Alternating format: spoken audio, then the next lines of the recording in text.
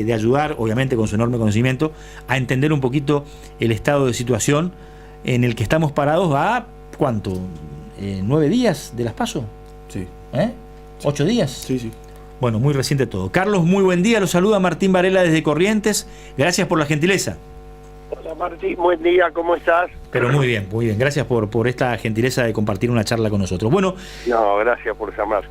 Carlos, a ver, yo recién decía, porque escuché a varios consultores el fin de semana, que todos prácticamente coincidían en que la sociedad mostraba que 3/4 de la sociedad estaba impulsando un cambio a diferencia de la continuidad. Y la pregunta es, ¿cómo termina todo esto después de las PASO en la primera vuelta de octubre con esos números tan contundentes, pero también aparentemente con la chance de que Sergio Massa pueda ser protagonista del balotaje? A ver, yo creo que está claro que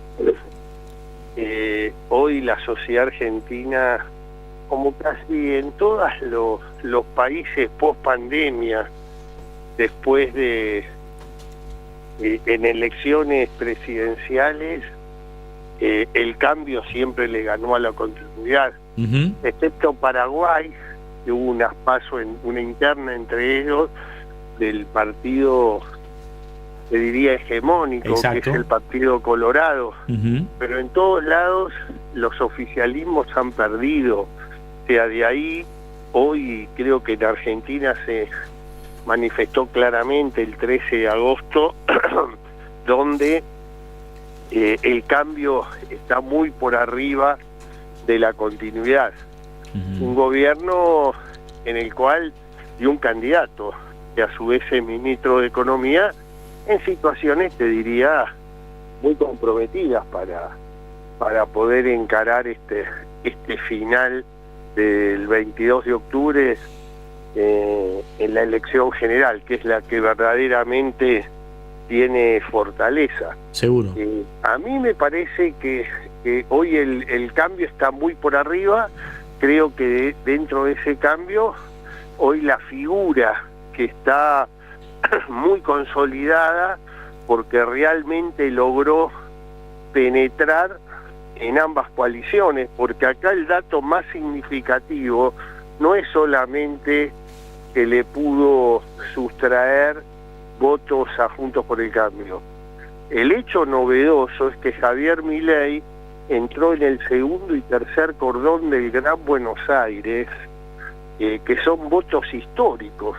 Te diría, desde el antes, si tomamos como punto de partida el 1983, en estos 40 años ininterrumpidos, históricamente el peronismo en el segundo y tercer cordón del Gran Buenos Aires ha sido, te diría, invencible. Claro. Esta vez en los sectores más jóvenes, te diría de 40 para abajo, en sectores populares o clase media trabajadora, en ese nivel etario, lo de Milei ha sido muy importante. Y ahí me parece que se produjo una ruptura o un cambio absoluto en las elecciones de los PASO, en cual ningún estudio cuantitativo logró visualizar. Era muy importante el crecimiento de Milei, pero no en esa magnitud.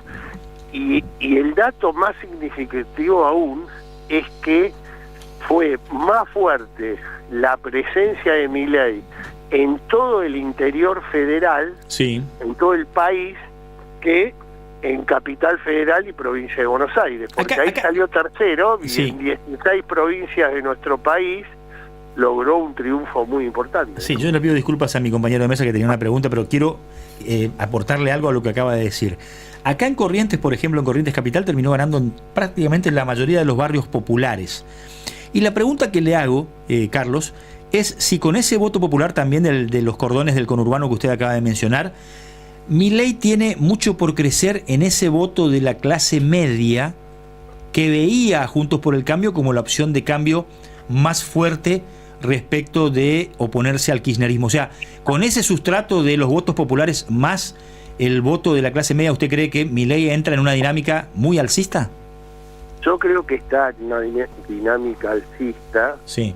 No me quiero quedar pegado a las primeras encuestas post-paso, seguro. porque indudablemente no tienen, son bastante falibles por lo que hemos visto, pero está claro que hoy Milei es el que mejor está representando ese cambio. Para muchos sectores de la sociedad está representando ese cambio. Ahora, también es verdad que votó el 69% del padrón electoral. Hay, digamos, más de 10 millones de ciudadanos o compatriotas que no han ido a votar. Si uno toma el patrón histórico en las elecciones 2015 y 2019, siempre hubo una mayor concurrencia al voto en las elecciones generales.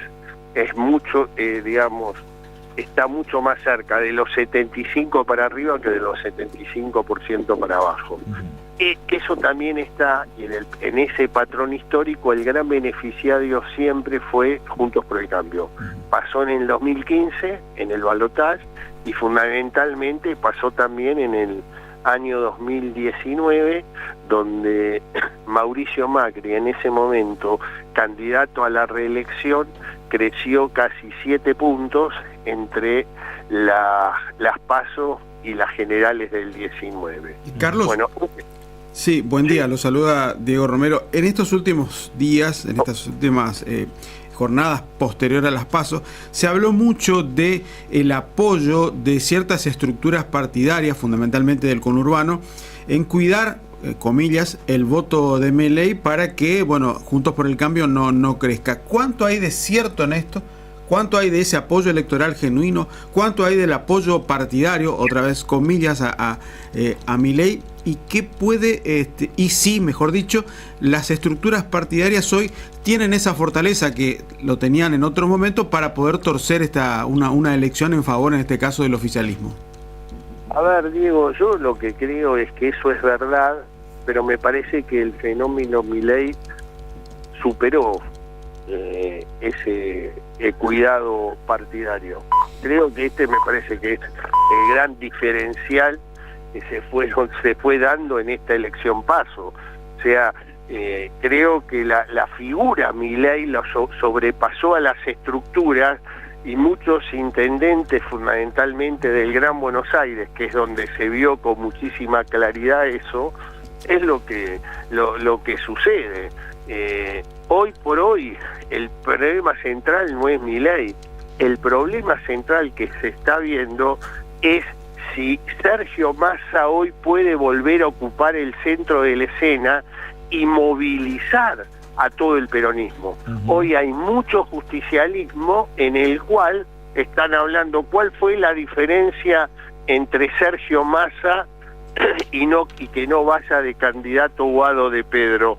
Digamos, ¿cuál fue el aporte superador de Sergio Massa para generar, digamos, una mayor competitividad en esta elección? Me parece que por ahí pasa. Lo demás, te diría, el efecto de cambio, lo novedoso de esto y que traspasó a las estructuras históricas del aparato bonaerense, se llama Javier Milei. Me parece que hay muchos sectores de la sociedad que acompañaron históricamente, como te decía antes, que vieron que su calidad de vida cada vez está más resentida, que cuando llueve se inunda, no hay cloacas, no hay asfalto. Digamos, hace 30 años que están viviendo de la misma manera. Me parece que es el dato que hay que tener con respecto a las estructuras partidarias. Muy clarito. Carlos, un abrazo enorme desde Corrientes, gracias por su gentileza.